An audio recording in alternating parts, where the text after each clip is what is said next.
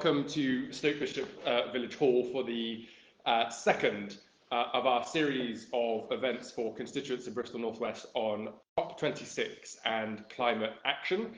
The first event that we had online a few weeks ago was to explain what COP26 is and why it is important. If you didn't watch that but you'd like to, you can watch it on my Facebook page at facebook.com/DarrenJonesMP. You don't have to have a Facebook profile to watch it, you can just have a look at the videos. And this is our second event. And this event is really to start to talk about what does COP26, an enormous global negotiation, actually mean for us here in Bristol and for each of you in your homes. So I'm delighted to welcome our Mayor, Marvin Rees, to join us today to be part of that discussion, to think about what the COP26 negotiations and targets mean for delivery here in the city and for what you do in your homes. And I chair the Business, Energy and Industrial Strategy Select Committee in the House of Commons, and we've just been doing a lot of work on issues around heat decarbonisation and gas boilers and all of those types of issues. And so we're really looking forward to being part of those discussions today and answering any questions that you might have. All being well, I'm also going to wave to people online through the camera, and hopefully you can hear us okay. We will take questions via Facebook as well as from the audience in the second half of the session today.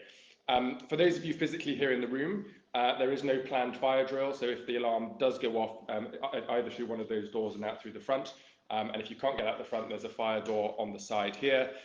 For anybody that needs the toilets, you just go back out there around the corner, and we have a ladies and gents and a disabled toilet there if you need it. So I'm going to start off trying to be a kind of millennial version of Michael Parkinson and ask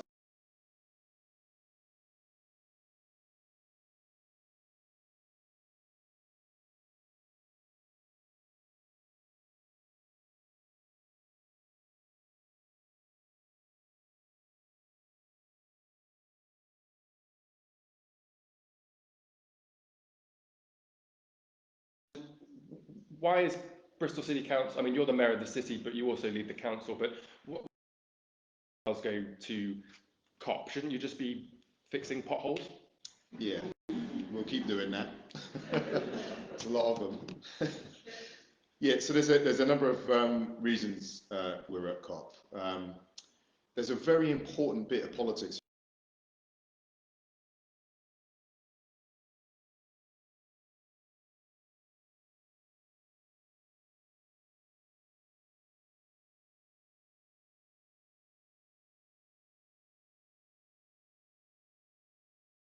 to decarbonise the world's cities, ourselves, Freetown, New York. It stands to reason.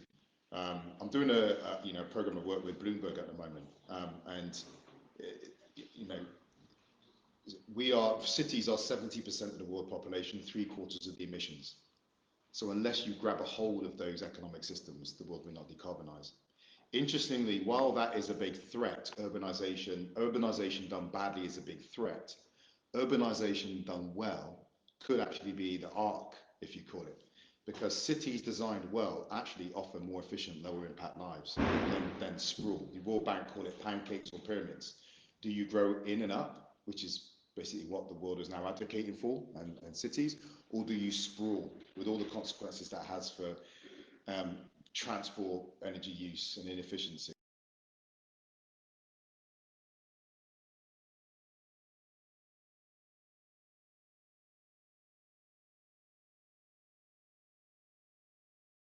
This is the worst COP they've ever known for city engagement. Not that cities are not engaging, but there is no space being made for cities. Hence, the city's day is at the last day of COP. The second point being that we're not there just as Bristol. I've actually challenged some of the journalists about telling this story more effectively. We're quite prominent on the world stage at the moment. I sit on the Mayor's Migration Council, one of 10 cities around the world, including Montreal, Sao Paulo, Amman, Freetown. And we're doing a piece of work with C40, which is the global cities network on climate change, on climate-driven migration. So we're anticipating that all things worst case scenario, by the middle of this century, we could be looking at 200 million climate-driven migrants. Now, the consequences of that will be in Europe, they will be here. There are also consequences for an environment for political extremism in that sense as well. And we're also there as part of something called the UK Cities Climate Investment Commission. I hope this isn't too long an answer, where actually we're looking at money.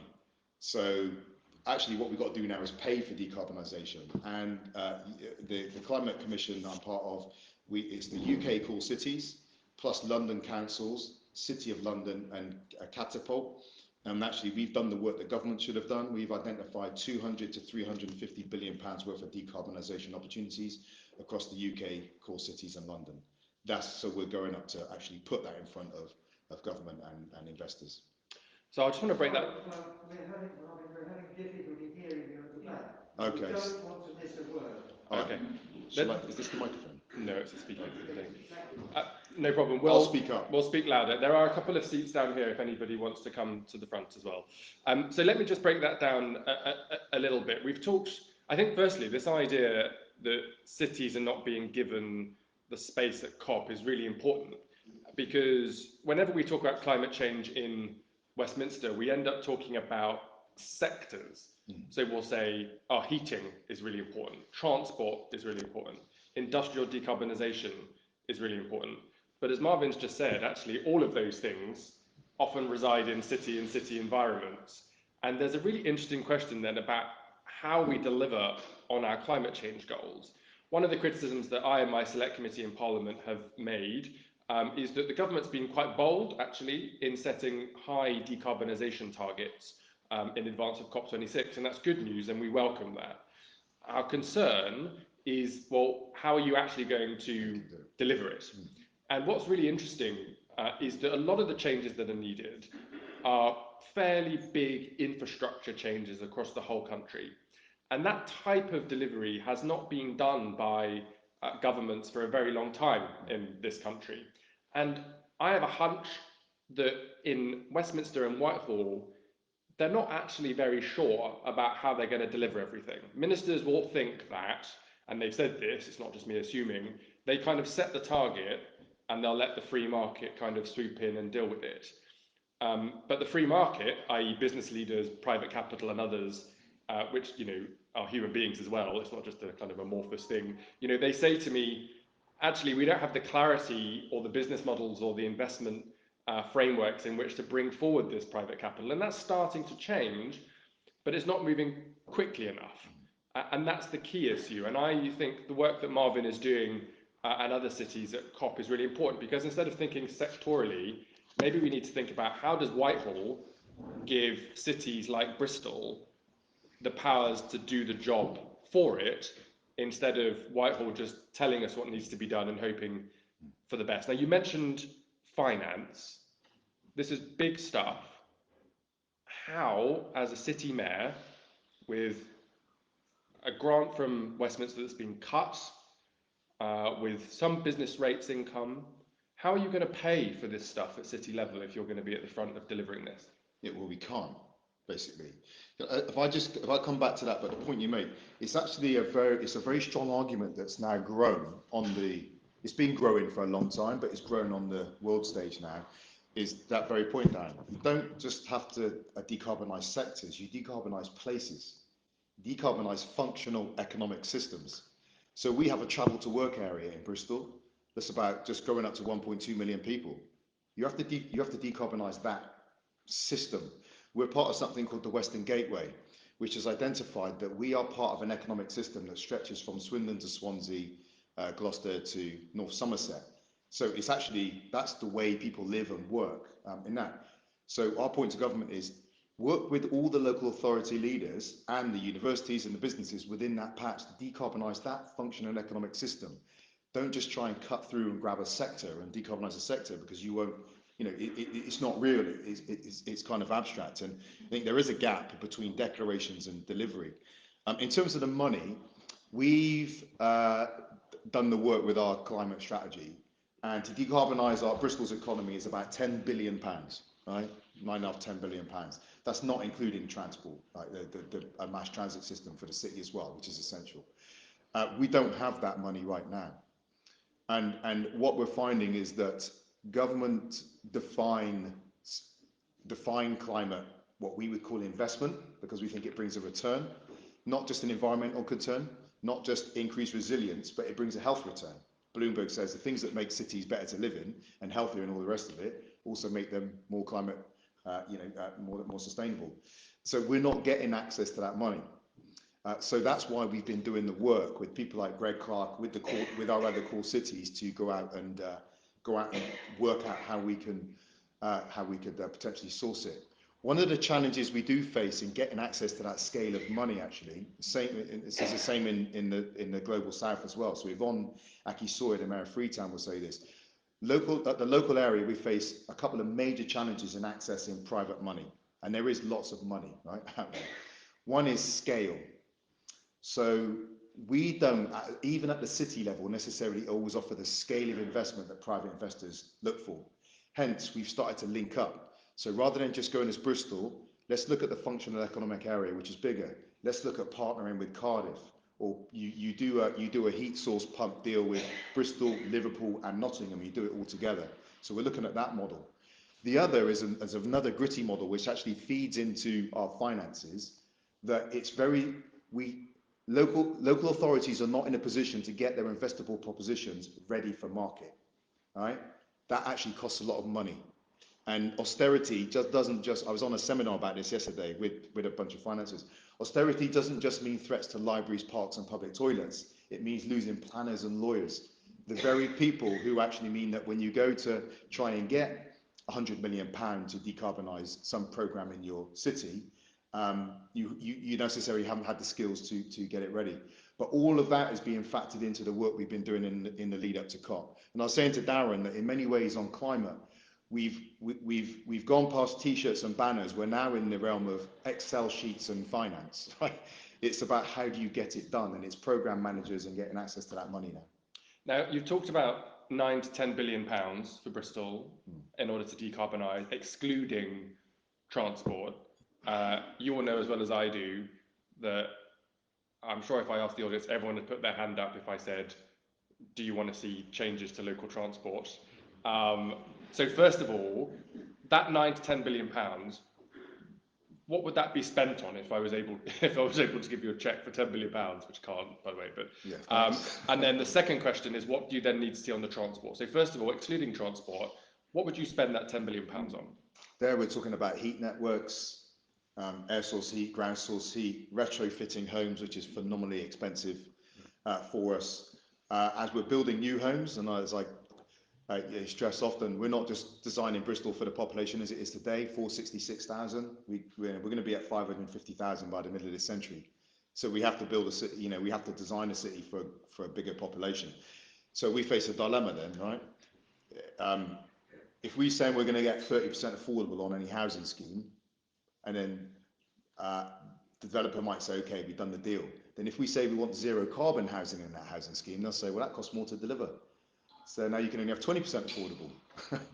So we actually need the money to be able to pay for housing delivery, but to make sure it is zero carbon housing delivery. Otherwise, we'll end up trying to retrofit it down the line anyway, and that makes the front loading. So it's all those basic elements of the city's function. What I would say, Darren, is also one of the points we've been making often, that we need to, while we want everyone to do their bit, as it were, right, and it's a big part of our climate strategy. If you can afford to privately go out and put an air source heat pump in, the request is there, please do so. If you can privately afford to get the electric car and so forth, please do so. But what we need to do is fundamentally reimagine, replan and rebuild our cities, so that you don't have to think about living a low impact life. You don't have to think when you deal with waste. You don't have to think, oh, how can I do it in a way? When you turn your tap on, you don't have to think about, your water supply. Or when you switch your light on, you don't have to think about that energy supply. That's where cities have got to now, pressing governments and finance to partner with them, just on basically redesigning the very systems that underpin city life. Now, on transport, let's talk about that, and then we'll start to open it up to questions. So, I mean, you all know the challenges as well as everyone else, but there are still lots of people that need to drive their cars to get around. And actually, this is I think it's actually Henleys and Westbury on Trim Ward as opposed to Stoke Bishop Ward, but we have some of the highest density of car ownership in the city. And that's, I would guess, because you're in the middle of a rail line that kind of does the Avonmouth Temple Meads line. We've got the Henbury line coming, but at the moment there's nothing over the top. And the bus network isn't really delivering for people. And in some parts of my constituency, the bus will come once an hour and is often delayed. And so understandably, people get in their car and drive around because who's got hours in the day to try and wait for a clean bus to come up and take them to where they need to get to. So you've spent your £10 billion on heating and energy efficiency. You need some more billions now, but what are you going to spend the rest on to try to help tackle that decarbonisation in transport issue? Yeah, and that's one of our real dilemmas. I've been asked to give a talk recently on contradictions, which I talk a lot about in leading the city, and transport is one of those areas. You have to do, we've put the bus gate in and on Bristol Bridge and Baldwin Street. That gives us greater bus predictability, so we get an increase in frequency. And number two, we're looking at Park Street now as well. But at the same time, as we make those interventions to make buses more reliable and more attractive, hopefully, with it, we got the immediate pit where people who drive cars saying, well, hold on, you're stopping me getting around and I actually depend on my car. So we're taking action to make the buses more efficient, which inconvenience car drivers, and we have to do those things at the same time. You need the wisdom of Solomon to know at the pace at which you go, and that's not a wisdom I have. But anyway, you do your best with it. But that's one of the reasons, Dan, we went into the combined authority, dare I say, actually. We've been making the point recently that we set up a combined authority not because we wanted to set up another layer of political bureaucracy, but because Sajid Javid said to me in person, if you have a combined authority, you will get money and access. If you don't, you won't. He literally said that. So we set up a combined authority because it would get us money. And part of that money is for the bus network. So actually part of what we're stressing to the combined authority now is spend the money we've got. Don't lose its value through its own, which hasn't been spent as quickly enough. Free travel for young people, making sure we're getting the money in to subsidise our bus routes. Also really pressing First Bus to chivvy up on the transition of their bus fleet away from Euro 6, and we've got biogas buses, but now their business plan has just switched to electric to make sure they're chivvying up. So we're doing that in the short term. We've put the bus deal in, which includes more bus lanes, but obviously we've got a longer term plan as well, which is that mass transit system, which would offer that spine of transport offer for the city. Let me just pause you on that, because I don't want to offend you, but I'll be honest. When I mention mass transit, sometimes constituents laugh at me. Explain why it's real, why it's important, and why you're working so hard to make it happen. Well, it says the best time to plant a tree was 40 years ago. Second best time is today. We should have done this a long time ago. We've been talking about trams in the city since I was at junior school. I just never got it done. But a meaningful city that's going to grow to 550,000 people over the next 30 years needs a viable transport offer, one that is uninterrupted, is clean, is efficient, decarbonised, and that's what we're looking at. So it is actually it is a real piece of work. David Garmston once said to me, "It just sounds like you're talking to a bunch of experts." And I said, "Well, David, I wouldn't want to get on a tunnel that wasn't built by experts." It's real. So we've gone through the first two stages. There are two fundamental questions that need to be asked. Technically, can it be done? Well, it can, right? That's what the first two stages of work test. So engineering-wise, it's possible. Secondly, do you have the passenger numbers to make it a financial goer? Well, the answer to that is yes, right? Our population is growing, not just within Bristol, but in the wider travel to work area. So we've submitted now to government 29 options, which is a longer shortlist than we would have liked. We wanted it to be about 15, but you've got to work with the neighbours and combined authority. So we've got 29 options with DFT now, and we go to the next stage. Do you know what? If it doesn't work out, if at any stage the whole modelling says no, then we won't have it. But let's test it every step, and let's find out if we can have a mass transit system like Newcastle, like London, like Birmingham. And then what we do is we have the model would be from Temple Meads, which obviously is being renovated as well, 100+ million pound renovation in Temple Meads. You'd have 4 routes going out, which would allow you then to put more circular routes in with your buses. between the networks. You'd have that spider web pattern that the city so desperately needs. Great. Well, I hope that set the scene. Some really big challenges there, and I think one of the interesting things about this stage in our decarbonisation journey is that in the past, it's been able to be done without us really knowing. So our electricity generation in the UK now is, apart from a big chunk of gas, which we need to sort out, but a big chunk of it is now renewable and nuclear, and we can talk about nuclear if you want to in the Q&A. But that all happened without us really knowing. And suddenly energy companies were able to sell us renewable energy tariffs, and even if we didn't buy renewable energy tariffs, we knew that nationally our carbon emissions to generate electricity were going down, and that was great. But we're now getting to these issues, especially around insulation and heating and cooling of buildings, decarbonisation of transport, how we decarbonise energy-intensive industry, where climate change and our net zero targets are going to come into each of our homes.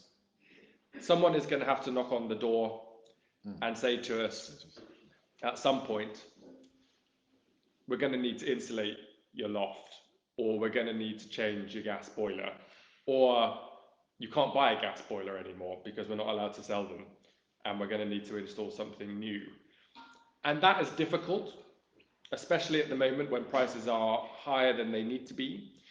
One of the pieces of work that I led on in Parliament was a citizens' assembly, a national citizens' assembly on climate change, where we brought 108 people from across the country together, and they were 108 people that were specially selected to represent the diversity of views, demographics, and opinions across the whole country.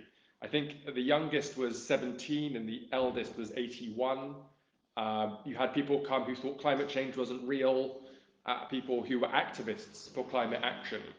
And they worked through a number of weekends being briefed by experts and David Attenborough, which was just fun. And they then had to work as a group and say, okay, we now know all of this information, we understand the contradictions and the difficult decisions. What's our preference for how we're going to reach our net zero target? And by the end of it, all 108 agreed that we need to do this, not just because it's the right thing to do, but because actually it makes economic sense to do so. And they worked through the trade-offs and they voted for the type of things they would like to happen. And the key theme that came out of it for them was fairness and what's called a just transition, which means that for people who are on lower incomes, or people who are gas boiler engineers or work in steel, for people who are going to see their livelihoods change or can't afford to be able to change in the way they're being asked to change, that the government steps in to find the best way to support everybody so that we can kind of go through this journey together. And if you've not seen it, on the BBC iPlayer, there is a documentary of the Citizens' Assembly. It's called People versus the Climate. I think it's going to be broadcast actually on the TV during COP, but you can also search for it on iPlayer. I would encourage you to watch that if you've not done so already. Okay, so we're now going to go into Q&A. I should say to those of you watching online that, all being well, I should be able to see questions pop up on this iPad. So if you have a question online, just type it into the comment box in the normal way and I will call it out. And for those in the audience, if you can remember how to do this physically without a virtual hand, it will be physical hands. I should just apologise that we are having to project because I understand the lady with the key to the mic box is on holiday, and we didn't know that until we arrived today. So I'm really sorry that there are no microphones, but hopefully you'll be able to project. So who would like to go first? Gentleman right at the back, and then lady next. Thank you.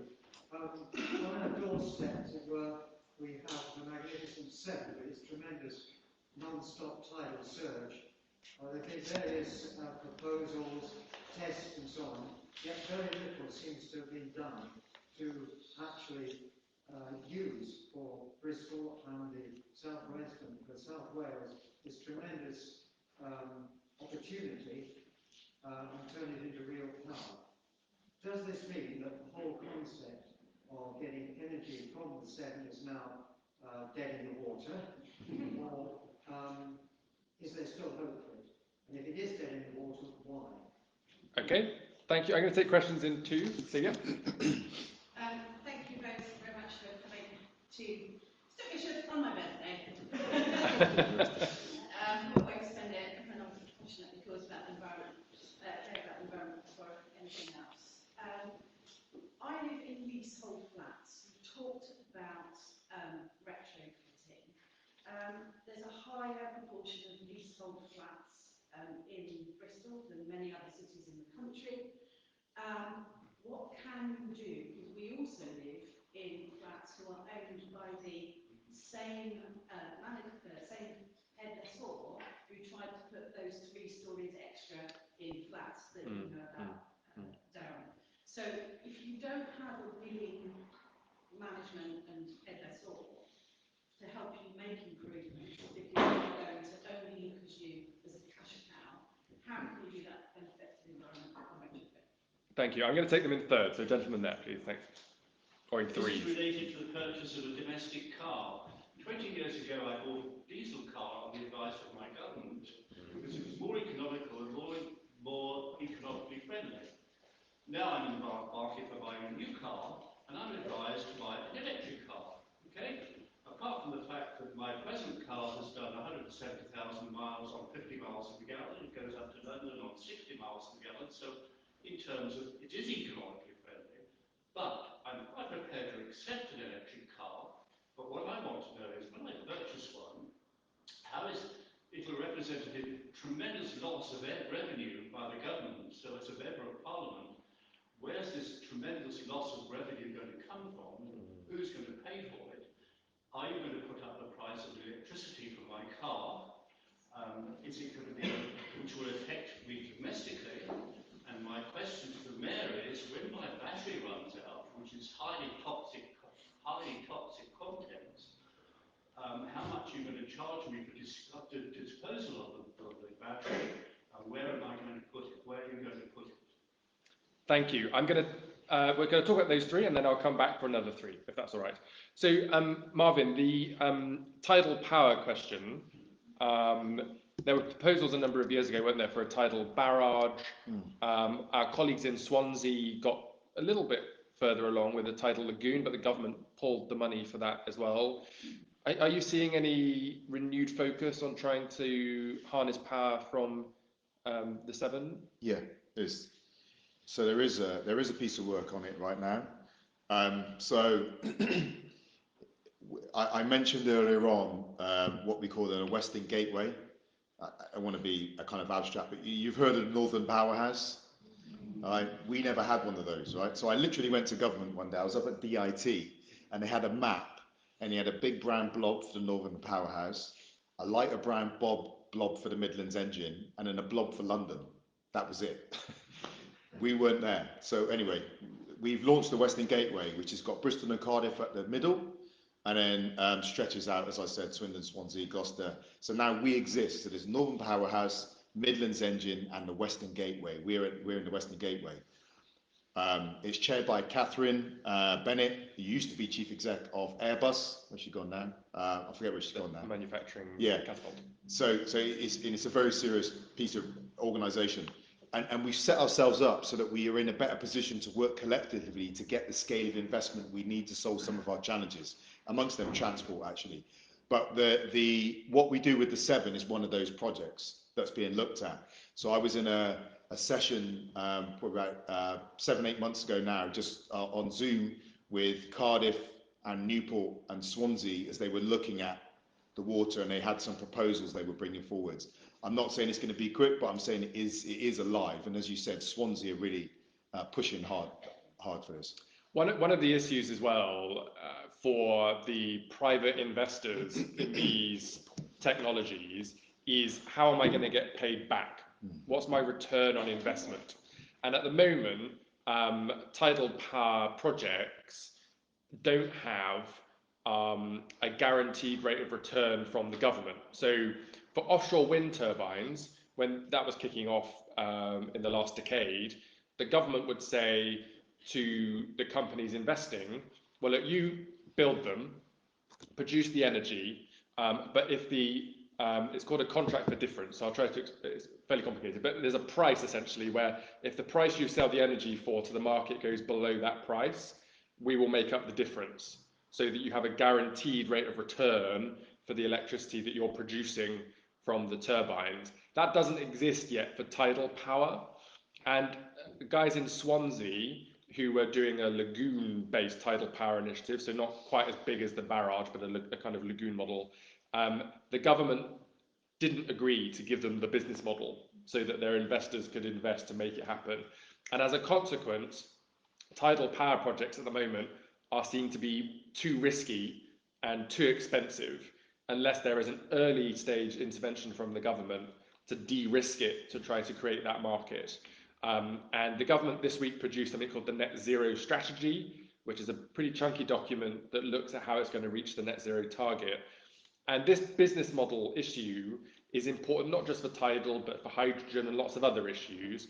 And the Treasury has something coming out soon called the Net Zero Spending Review, which I think will come out on Budget Day next week, I think on the 27th. And that document will start to look at this issue of business models.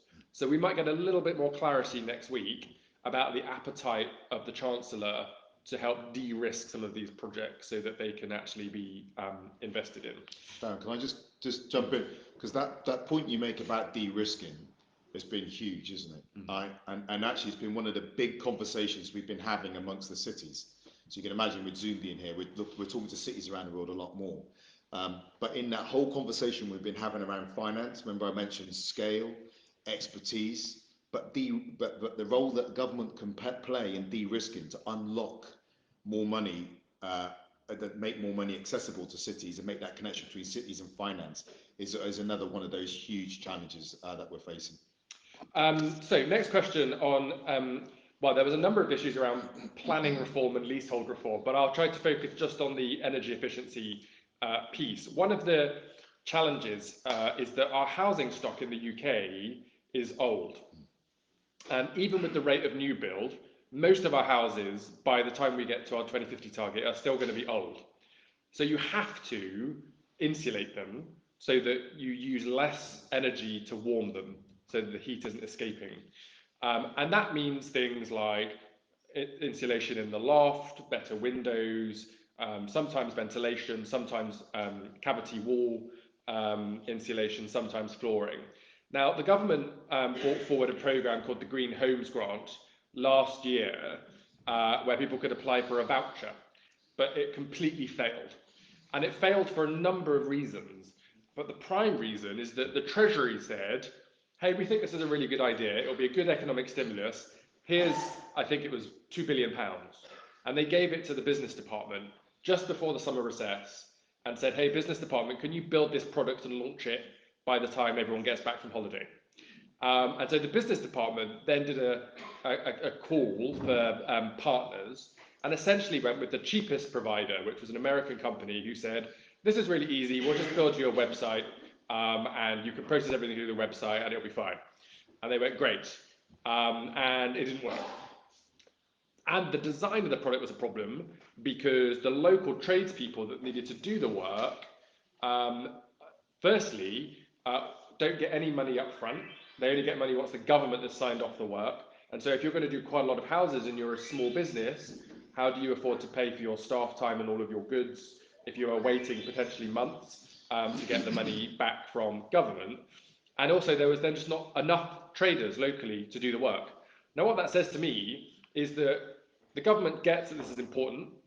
There were lots of people that wanted to access the vouchers and to be able to make changes to their homes.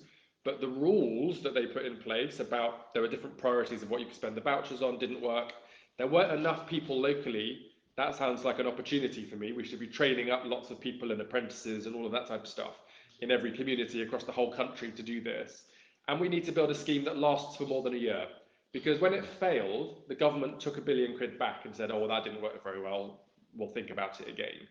And so far, they've not announced a replacement for that. So this is the headline problem. It then gets more complicated if you don't own the freehold in your own home. So if you're a leaseholder, as you mentioned, you obviously need to get the freeholder to agree to certain changes in the home.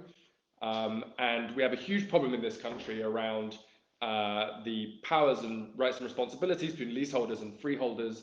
The government has been reviewing that, but it hasn't made enough progress on it yet. And a lot of freeholders are actually companies that, and you can't often speak to the person, or they're held in an overseas trust and you never get to speak to anybody, and it's deeply frustrating. And so you've got to find a way of unblocking that. And the other issue is that if you rent your home, who should pay? Is it the tenant? Is it the landlord? Or is it somebody else? And the government hasn't even begun to think about that yet. And then there are a whole host of other issues as well. Now, the one bit of the scheme that did work really well was the bit that was run by councils. So something called the Local Authority Delivery Scheme for the Green Homes Grant. That was hugely successful and got some more money as a consequence of it. And what that tells me is that actually, once again, we shouldn't think that Whitehall can just announce something for the whole country and set up a website. They should be working more closely with councils, giving them the resource and the funding so that they can work with their own local communities in order to make it work for those different use cases that will be different in different parts of the country. Yeah, yeah. Oh, great. Thank you. Can I just add, so, and it's a sobering truth, right? That in the 2 years and so forth, we, been thinking about building up to COP. I attend the Core Cities meeting. In fact, I chaired one yesterday. So you have all the chief executives of the UK core cities and all the leaders, right? So between us, we're about, in our city areas, about 25% of the population. Not once has government convened us to talk about decarbonisation. I would say that one of the first things you do is, and actually I was on a PPG, all-party parliamentary group last year. Caroline Lucas was on it, Kerry was on it, Kerry McCarthy. And one of the points I made was I think that the real opportunity at COP, when we host it, is to put cities in the forefront. And I said, and so this was over a year ago, I said, by the time we get to COP, we could present to the world a plan to decarbonise the UK cities, looking at all of those difficult issues. Because remember, and I think what Darren just made it brilliant, showed it brilliantly. It's not always about whether you want to do it or not. It's the fact that it can be quite complicated, and you need to get the Excel sheet out, as I said, and work out, well, who's going to pay in this situation. It's those knotty issues that can hold things up, and yet it just dismays me that we have not been convened, and we've reached out. But it strikes me, I would sit around the table with the leaders of the 11 cities, including Belfast, and I'd say, right, how are we going to get this done? How can we work with you to decarbonise your economic areas? That would be step one for me. It hasn't happened. One thing I'll share as well, and I'm not gossiping here because it's all published, but maybe I am gossiping as well. I'm doing this inquiry on decarbonising heat in homes, and we'll be reporting on that later this year. And as a select committee, we have powers to summon ministers to answer questions. Now, I chair the BEIS committee, so I normally question BEIS ministers.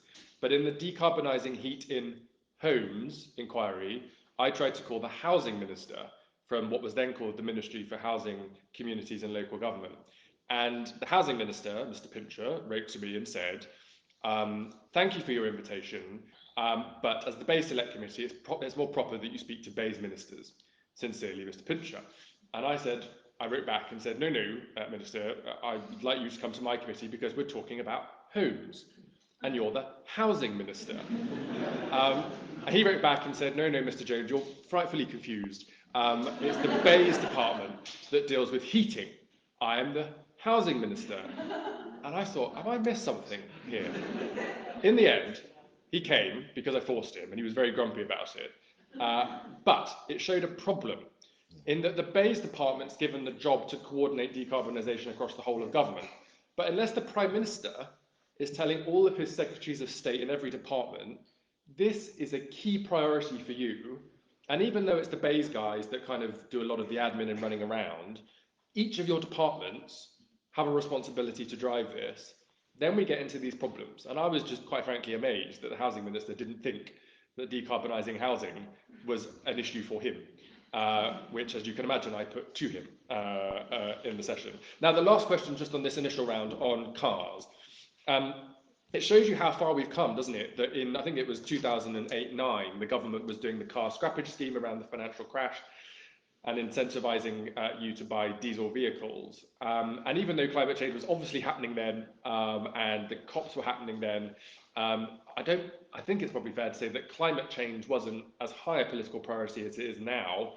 And whether somebody thought then or not, well, hang on a second, isn't diesel not in line with our carbon budgets or not? I don't know, because I wasn't there. But I recognise the frustration that you and many other people have when you bought a new diesel vehicle not that long ago, and now you're being told that you probably need to buy a new one. You also raise a couple of other interesting points. One is around infrastructure, and this is again about the role of the state and the role of the market. So the government set a target for banning petrol and diesel vehicles. The car companies said, oh crumbs, we better make some electric vehicles, and they put a lot of research and investment into being able to do that. That's the market dealing with a policy direction. Great. But Volkswagen isn't going to be responsible for upgrading the national grid and installing car parking charging points. And Ford is not going to be responsible for those tricky housing situations if you lived in a street of terraced houses or a block of flats and you don't have a driveway to be able to plug your car into. That is the role of government. But once again, government has been too weak in bringing forward proposals to do it. And once again, they should be partnering with local authorities, because a minister in Whitehall should not be deciding where to invest in EV charging points in local communities in Bristol. It should be run by the local authority in partnership with local communities. And this has been a key criticism of government, that it has to recognise that for all of these things, whether it's charging points or how the blast furnaces at Port Talbot are going to store carbon if they use carbon capture and storage, there are public infrastructure questions that make these things work that they have to step up and deliver. And because of all of that, another inquiry I'm working on is net zero governance and delivery, because I'm not convinced that the current structure of Whitehall is geared up to really being able to deliver all of these things, and there may need to be something new. And you also made the point around electric vehicle batteries. It's been a big priority for the car companies and others to think about how you make batteries sustainable. And I'll just make 2 points. I don't have an electric vehicle. I have a petrol car that is ultra low emission, but I only bought it in 2016. And I thought a couple of months ago, I should probably buy an electric vehicle because I spend all my time telling people about climate change. But there's an issue about embedded carbon, as well as carbon when you use something. So my car was made brand new, and in the steel and in the fabric and in the engine and everything else, there is embedded carbon. Now, if I just kind of got rid of that, another car would be made with a whole load of other embedded carbon. And the reason I say that is because I don't think we all have to buy electric vehicles next week. There are targets and timelines, a bit like with gas boilers as well, where over a period of many, many years, we will start to transition and the uptake will start to increase. And in that time, I'm hopeful, and I talk a lot to the researchers and innovators around the battery technologies, that you're already starting to see batteries that will last for the whole length of the vehicle, and there are companies looking about how you can recycle batteries instead of just storing them in a way that is wasteful when they come to end of life. And ultimately, of course, in cities, when we get to a position where we have mass transit and effective bus networks and everything else, the theory is that maybe we will need fewer cars as a consequence. Okay, I'm going to do. What time are we finishing? 12 o'clock. Oh, fine. We'll keep going. I'm conscious we've given quite a long answer, so I'm going to go 1, 2, and 3, and then I will come to the middle bit, because having just decided that, I realised that I looked at you last time, so sorry. So number 1. I'm pleased you're on the decarbonisation of homes work, and good that you're leading on that. There are some issues with it. The two main we are in effect stopping having wires and pipes and bringing a lot of the heating energy into our own homes, or getting it out of the ground or the air. Those technologies, and I've been using them in various places for a little while, are not very good if you don't have the air tightness, you don't do the retrofitting. Right. So firstly, which is your priority of the two? And then secondly, some smaller local councils, district councils, have been going out to the public to get finance. They use things like Abundance and EFEX, these ethical investment platforms. Is there any potential for a city bond to do some kick-starting of this? Because with ground source and air source, eventually, once you pay for the capital, it's actually cheaper energy. For every unit you put in, you get about 2 back free. And therefore, if you get a finance model that matches that, is there any scope for that? And is there any scope for locally? We have some wealth, we have some terrible poverty in this city, but we have some huge wealth. Is there any potential of a bond that would produce a small return, but in effect would give Marvin, well, the council, whichever the council is, some elbow room on how they finance some of these initiatives? Thank you. And then number 2. Yeah, basically, my question is this, is that my concern is that the way our cities have developed means that we have a huge carbon imprint from full travel, because effectively we've lost all our local centres. So, and they're now seeing the demise of Marks and Spencers, which just means city centre. I do drive, okay, so I've been to Melbourne many times on this. So I am a bus user. I am literally a complete bus user. And it's kind of quite a nightmare, because effectively most of the shops are out now, because the city centre's dying on its feet. And to get to them now by bus is like 45, 50 minutes if the bus turns up, assuming the bus turns up. So I could be waiting, actually to get to them out could be an hour. To get to the city centre could be about 20 minutes, you see, so 30 minutes. So just you can look it up. So what I'm saying is, what are we doing about town planning? I mean, if I want to buy a pair of pants or a bra, do I really have to go 50 minutes up to the mall? It's just not, it's not functional. We need to have smaller communities, smaller, shops in local areas, so people don't have to make these big journeys. Because quite frankly, if people are given the choice of basically getting on a bus for sort of 50 minutes or getting in their car, they're going to go in their car to the principal's way. Yeah, thank you. And then I think I said number 3 over here. Yes, very good. Yeah, hi. Hopefully I can frame this in a way you can answer it as both people running the council and MP in Parliament.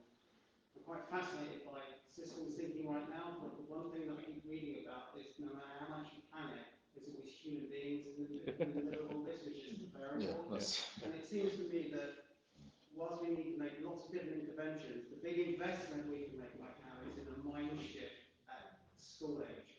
And if I go back to like 35, 40 years ago when I was at school, there was still the remnants of home economics lessons and things like that.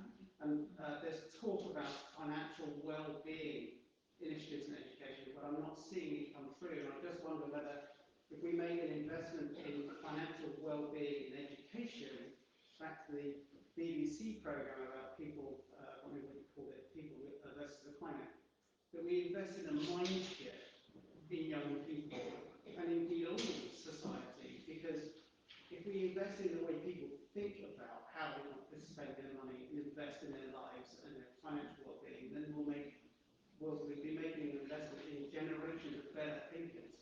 Is that something that will be on the agenda for you to implement some changes in our education system and our curriculums? Thank you for that. I'm going to take the next 3 as well, because I'm conscious we've only got about 15 minutes left, and I've now got 5. So I'm going to take the 5 who've got their hands up, and then I will tell you how you can be part of this conversation on an ongoing basis and not just today. So I've got lady in the pink, then the white, then the yellow, then the purple. Yep. And then the yellow, and then I'll call you as well. We'll go for 6. Why not? So lady in the pink. Okay. My question is about transport, and I really do understand it's complicated. Bristol wants to curtail climate car usage, and has therefore embarked on a series of road closures, and are currently introducing bus prioritisation routes. And as I said before, I do realise this is complicated. What position has been made for people for whom public transport is not really an option? The people who, for whatever reason, have limited mobility, or mentally or physically frail, and requiring assistance of carer, for whom their car is a lifeline. Thank you. I just wanted to ask what local people can do to help decarbonise our cities. Since a lot of people with energy and drive, and I'm part of a group of trying to think what we can do. We really want to know where to put our energies to make the most lasting change. And that going beyond how we live our individual lives, but trying to push the systemic change. Great, thank you for that. Yes. I just want to say I'm deeply concerned about climate change as a mother, as a healthcare worker, as a young person, in 30 years it's going to be like middle age. And I kind of step back and I see what's going on in Parliament, I see what's going on around the country, and it feels like squabbling, it feels like arguing, it feels really difficult to engage with. And as an activist, it feels difficult to engage with. And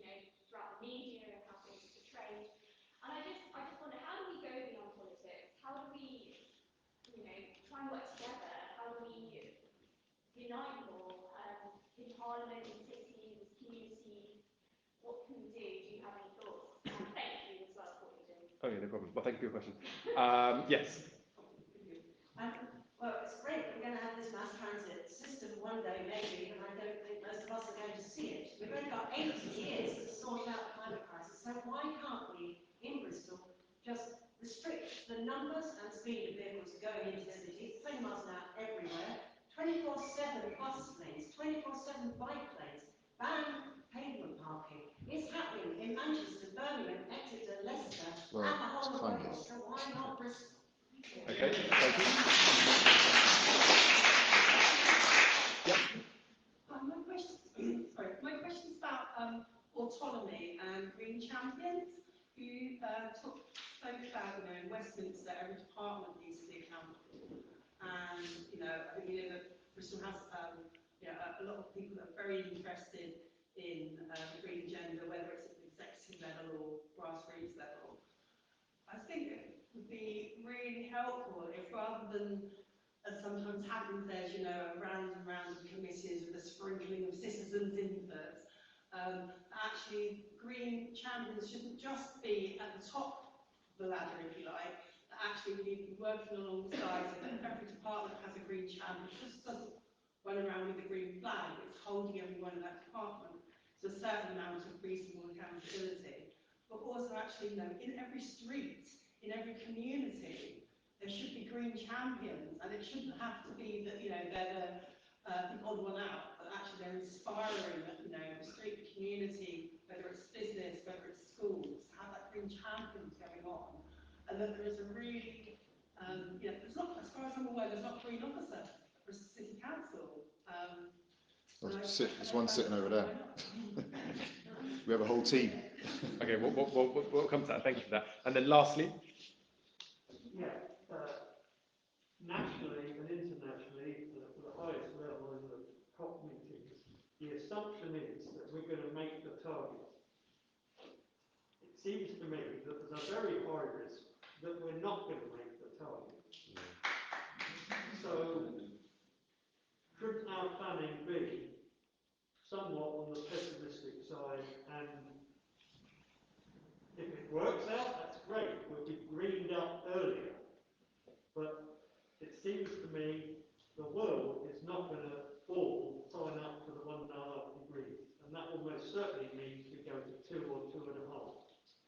And I'm sorry, I'm older than most people, and I've seen it all before. And my pessimistic view is that the world will not take this seriously until 1 or 2 small nations disappear under the sea. Okay. Right, that was a marathon of questions and comments that in the last 10 minutes we're going to do our very best to get around. So, I was asked, what is my priority between energy efficiency and heating? It has to be both. And that's not just me being a politician, I'll take that in the same way, but you can't do heating upgrades unless you also do energy efficiency upgrades. And this has been a long-going frustration in Parliament with the government, because you have to do both. We've had something called the Heat and Building Strategy published only this week, where it's talking about heat pumps, which is, as you say, you kind of have it in your house. I'm going to ask Marvin about heat networks in a minute, because that's slightly different. And there's an early stage thought about hydrogen, but it's not really been proven yet. But you have to do both of those at the same time. Now, Marvin, a heat network is where instead of having a heat source in each of our homes, we share a heat source and pump it around. You've been building some in Bristol, right? Yeah, very well. We've got 6 kilometres. I'm just checking. Oh, we've got a few kilometres of heat pumps. So yeah, around Redcliffe, up to Hartcliffe as well, and it's been extended into Bedminster now as well. Interestingly, Ashton Rise, just give you an example, the homes we built just behind Long Ashton, around by Long Ashton Way, those are ground source heat as well. I went round and heat came out of the home and they didn't have the heating on, because it's ground source heat there. So we're building it in. The new homes up in Hartcliffe also ground source heat. If you look at the construction that's happening in Castle Park, that is a water source heat. That's some, I can't do the technicals, but it's reverse refrigeration. You take water, you go down to the edge of the harbour, you reverse refrigerate, and you get heat that then goes into Castle Park View, that the block that's going up on the edge of Castle Park. So it's there. And you've been doing some great work in retrofitting flats, so dense housing. So there's a pipe that captures heat from industrial processes in Avonmouth, and then you've been connecting it and actually retrofitting blocks of flats. Yeah. And just on going on the point on finance, there are vehicles. Me and the team had this conversation yesterday, but it's been going on. Anyway, we set up something on the Bristol called the Bristol City Funds. So it started off by saying to businesses, you're spending your CSR money, corporate social responsibility, in 1,000 different places. Could you take a share of that, put it into a single pot, so that we've got a large pot, we can spend it on social outcomes, invest it in social outcomes. That's now running. It's been going for a few years. The pot's up to 15 million. They put £750,000 into the Ambition Northwestern wind turbine, windmill. And that's going to heat 4,000 homes, bring energy to 4,000 homes. So these new financial vehicles, we've been creating them irrespective of what government's been doing. We anticipate that will get a return over time. So we are innovating on that front. I like the idea of a city bond. There's probably some regulatory problem. The Treasury's done a green bond nationally, and they're going to have to set out how they're going to spend some of that money now. I'd quite like them to give some to local councils. Yes, I mean, there's this interesting demographic shift as well as all the climate stuff, isn't there? In that we have two kind of city centres. We have Broadmead and we have the Mall at Cribbs Causeway. And the transport infrastructure, especially to the Mall at Cribbs Causeway, hasn't really kept up with the amount of activity going on there. We do have the new train line it's coming that will go from Temple Meads to Ashley Down to the old airfield, which is now Brabazon with the new arena and house building, and you'll be able to walk into the Mall, and then coming over to Hembury, and there is a new park and ride connection coming up over as well.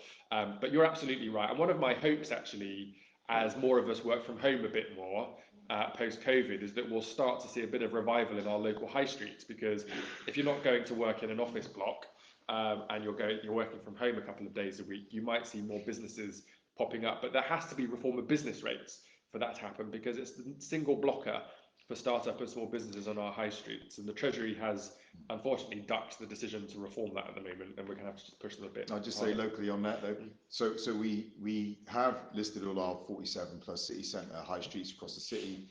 We've got money going into a top 9 right now, high streets and town centres as we call them. Shirehampton's one of them actually near here that was in the first tranche, so we've driven that through the Combined Authority, and I've just written again to the Combined Authority laying out that we want a coherent plan with firm allocations of money that target high streets and town centres across Bristol, so we support those local economies. There has been a city centre working group going on for some time. There's a bit of a legacy here, is that we have had too much retail space in the city for the size of the economy for some time now, so that we were always hanging. So there's a proactive piece of work being done now to rethink the city centre and Broadmead, and it will mean that actually across the piece, town centres will be much more mixed in the future. There'll be more retail destination. There'll be more residential alongside destination and retail. So Broadmead will become more residential, but that is a long-term trend that is suddenly popping up with the closure of Debenhams, with the pressure of online purchasing and Marks and Spencers as well. Thank you. Schools and public education, really important. I visit lots of schools. I don't think I've ever gone to a school where loads of kids haven't. There are now climate action groups in pretty much most local communities across the constituency. One thing I've noted though is that not everybody knows they exist, or the different communities aren't talking with each other. So we're going to do two things. One, probably in the new year now, we will do a constituency conference for all of the local community networks across the constituency, so you can come and meet each other and talk about what you're each doing and how you can get involved. And also through Marvin in the council, we're going to plug you into some of the work they're doing at city level, both through something called Bristol, the Green Capital Network, and also some of the branding that they're doing around climate action, so that you can also plug into any of the citywide work that's being done as well. You can get direct support through our Bristol Climate Hub. Just www.bristolclimatehub.org, and that's got lots of advice on what you can do at an individual level and a community level as well to decarbonise your lives. I'd also say, Darren, on the cooperative approach, again, this is one of the areas in which we say that actually city to city collaboration can be quite interesting. I think in many ways nations think about their boundaries, but actually we're a city of 180 countries of origin. We share families. What happens in West Africa is a first order concern to Bristol. What happens in Jamaica, what happens in Lahore, because people have their siblings there. And it's one of the points that cities have been making, that maybe in a world in which many of the challenges we faced are post-national, cities, by their very nature in terms of being post-national, are actually a really good opportunity and a new kind of political vehicle through which we can have some of these international conversations. Because people are concerned about their family members being swamped by flooding. And one of the things that Marvin and some of his partners have been funding at community level is conversations about community action plans. So last Saturday, I was with the team at Ambition Lawrence Weston, and I can see on the Facebook page that Mark Pepper is tuning in today, who facilitated that. And they had residents come in to talk about their existing neighbourhood plan, but then to say, okay, we've now got all these decarbonisation priorities. What does that mean for what we would like to see in our local community, and how do we prioritise that? And I know that the team at Lockleys as well are doing some of that as well. So when we bring people together in the new year, you might be able to replicate some of that as well. Your question is absolutely right. Net zero can't just be for the net zero champion or the kind of net zero geek or whatever. It needs to be kind of embedded in everything that we do. And that's important for government, but it's also important for business and for education and everything else. The one thing I would say is that across all of the policy areas I work in, I'm increasingly seeing net zero just as part of the conversation. It's not an add-on. People are kind of actively thinking about it, and that should be really encouraging to us. And the last thing to say around pessimism, we have to be optimistic, but you are also right. And what I mean by that is, we know that if we take the right amount of action, especially over the next decade, internationally, that we can get to the stretch target of limiting global warming to 1.5 degrees C above pre-industrial levels that was agreed in Paris a number of years ago. So we know that it's within reach. But whilst we set the target globally in Paris, the crucial thing for Glasgow is laying down what are called our nationally determined contributions, how each country is going to contribute, and our climate action plans, how we're going to deliver on those targets, and making sure that the wealthy nations in the world actually deliver on the promise they made in Paris of at least $100 billion to the developing and smaller vulnerable nations in the world who do not have access to the capital to make the changes that they need to make. And the British government has to deliver on all of those things at COP26, because if it doesn't, then we know that over the course of the next decade, we're not going to get near to that 1.5 degrees, and that would be a huge failure. And we've got to get that right in Glasgow in a few weeks' time.